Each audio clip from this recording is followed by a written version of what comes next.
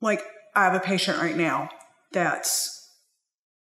she wanted her IUD out. She didn't feel like that hormone was agreeing with her at all. She'd had a terrible time with it. So she was like, get it out of me. So I took it out. And in a few weeks, when her body regulated to that and it was time for her period to start, it was full-on tsunami, horrific bleeding. So in that situation, I'm not going to be like, let's try a supplement. I mean, I'm not dumb. I took into consideration her unique situation. I prescribed something to get the bleeding under control, to give us some time, and then I punted her to GYN. So there's that, but then there are people that are less acute. They're less, it's not an emergent, a significant lifestyle issue. Like she sits for her work so she could feel herself bleeding while she's just sitting still. So that's significant. We needed the help of someone to address perhaps this surgically. So I made sure that happened. So there's that, but then there are less severe cases where we might have some time to dig a minute and say, what's causing this and what are our other options before we just run right into an operating room? Is there any in between? That's what I'm wanting to talk about.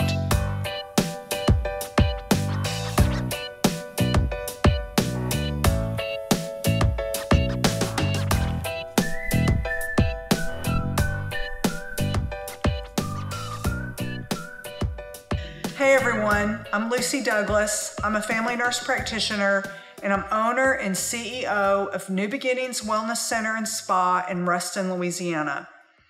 And I just want you to know that when I'm laying in bed at 3 o'clock in the morning and thinking about my patients, thinking about this new venture with my YouTube channel and the things that I'm bringing each week to share with you, there's a lot that kind of goes into my sitting here and sharing on this particular subject today. I've been in private practice now for 8 years, and it has been my observation that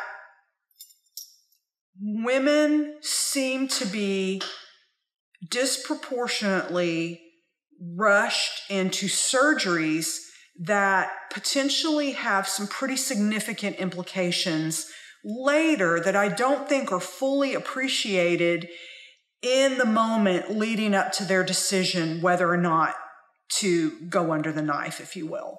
And so I've heard a lot of stories, and it's been a concern of mine for a while now, and I heard it again this week. So in preparing to talk to you today, when I heard this young woman sharing her story with me, I thought, you know what? I've heard this so many times now.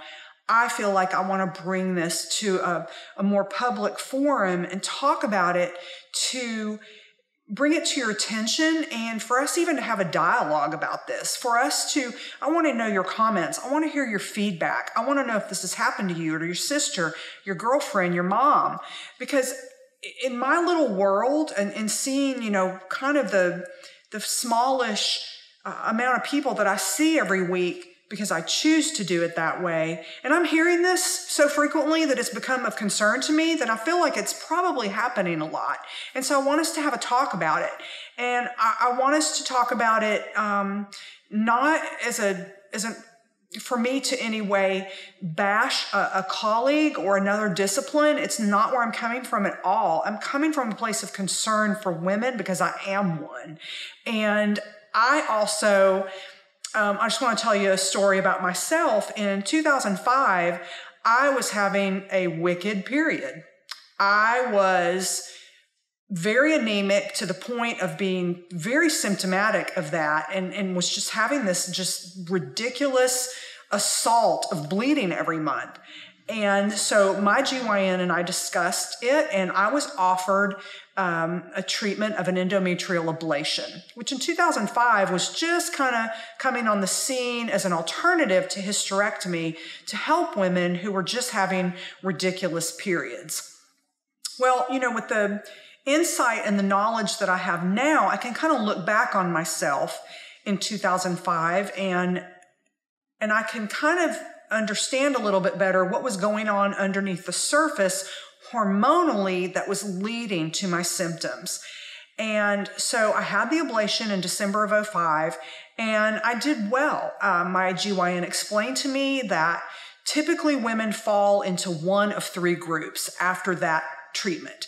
They either experience a very reduced period, but they still continue to have one, but it's much more pleasant. Some women, about a third of women, will actually never have a period again. So, hallelujah for that. And then a third of that group of women will then return to their baseline prior to the treatment. So they will go back to the terrible bleeding. So I fell into the group of still had a period, but reduced, much more pleasant and manageable. And so I rocked along like that for a couple of years. And then in 2007, all of a sudden it returned kind of with a vengeance. The heavy, the clotty, the having to leave work 3 times in one day to go home and change clothes. And, I was just over it. And I remember I was working one evening on postpartum at my local hospital, and my GYN was there. He was going to deliver a baby. So he and I, had a great relationship. We were friends, and I just went up to him and I was like, hey, I'm going to call your office Monday to get in for a hysterectomy. I just said it to him like that. And he kind of looked at me like, well, okay. And this was right before July 4th. And he was like, well, Lucy, I don't even think I'll be able to get an OR, because the holidays just, a few days away. And I was like, well, I think you will. And I'm just over this and I want it out. And so, of course, he's the doctor. And I guess he perceived that I was a healthcare professional. And I kind of knew a little bit about what I was asking. And I had a pretty good reason for asking for it. And he didn't really put up a fight. He didn't ask me really any questions. And we proceeded. And one thing I did say to him, though, prior to being rolled into that operating room, and even in our office visit before I even got to the hospital, I said, let me tell you something. I said, I'm kind of going through a lot right now in my personal life, and I don't need an abrupt surgical menopause. So nobody better come near my ovaries with a 1,000-foot pole or heads are going to roll. And he kind of laughed at me, and he was like, absolutely, if there's no reason to come at him, I won't. And I was like, good, thank you. So I had the surgery, woke up, my ovaries were fine, and they got left in. And so, I rolled from that and healed and went on and obviously was pleased to not have this heinous, brutal period every month. But as I said a minute ago, I kind of have a little bit more insight into what was going on inside of me metabolically, hormonally, and some things that I really could have had an impact on had I been a little bit more patient and been more educated about, okay, here, Lucy, you're kind of perimenopausal now. And I also was not at a healthy weight, which can dramatically negatively impact hormone imbalance. And I had kind of an estrogen-progesterone mismatch. So I was more on an estrogen dominant side, and that over time damages the thyroid. I probably had some massive nutrient deficiencies. As I mentioned, I know that I was profoundly anemic, which affects so many different things. I was very iron deficient.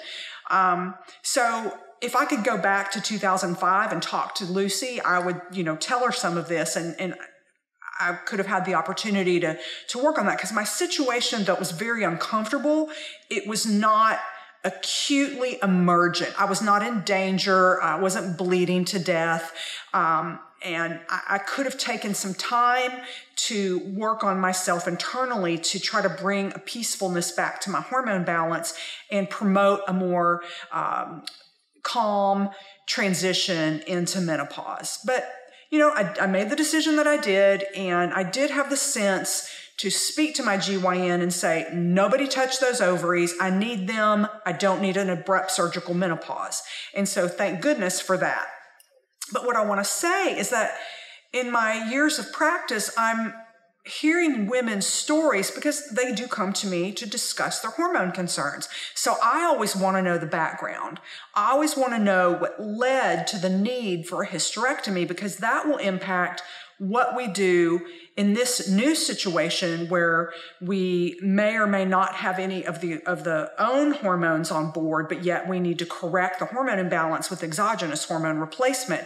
So it helps guide me in what I'm going to do and how I'm going to go about it, and to what's not really told to you is when you are having a mean, angry, heinous period, and however that might be behaving, there's a reason for it. And generally that's a hormone imbalance. And the mechanism that leads to that, even though the uterus will be removed and the yucky symptoms goes away and we all feel better as a result of that, the hormone imbalance itself does not necessarily go away. So we still need to address that. So that's why I want all that history. I want that information. And so I'll say, oh, well, you had a hysterectomy. Tell me why.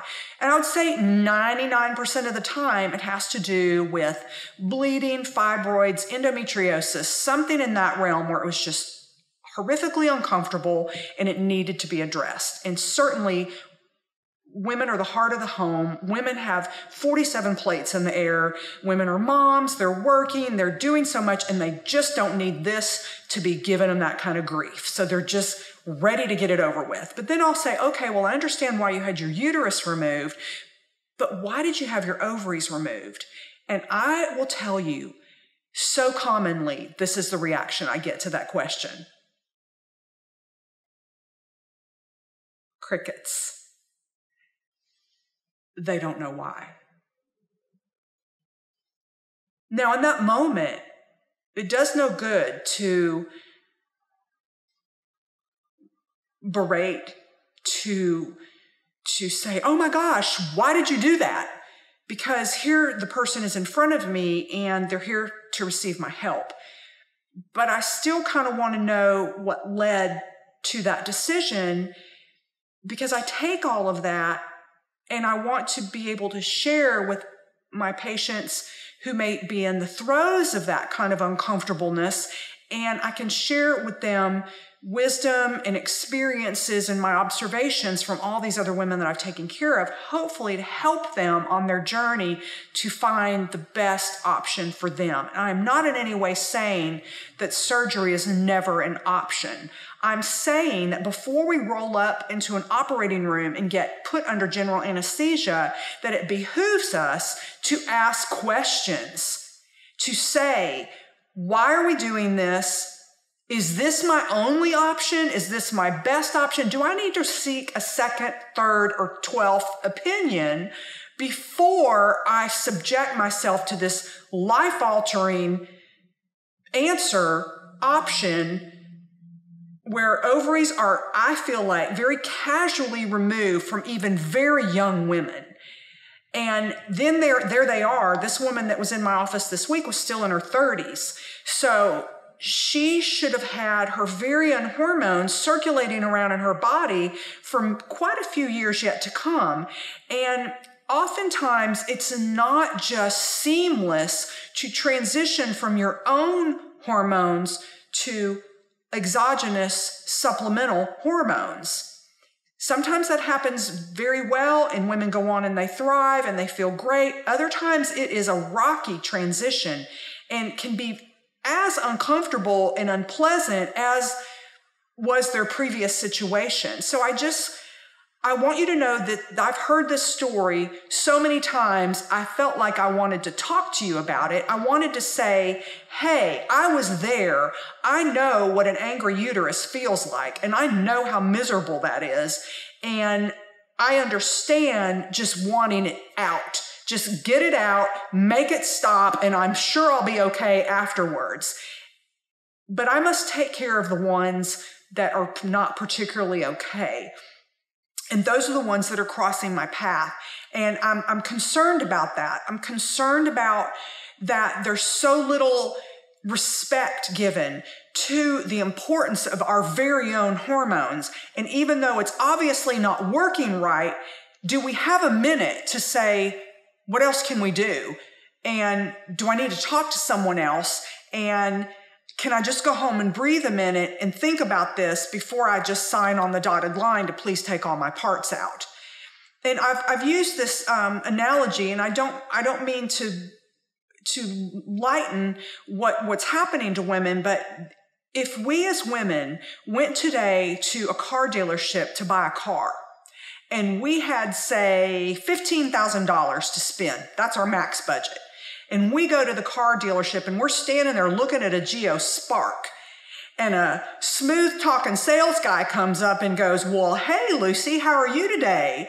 I see you're over here looking at this Spark, but hey, why don't you come on over here and take a look at this Escalade with me?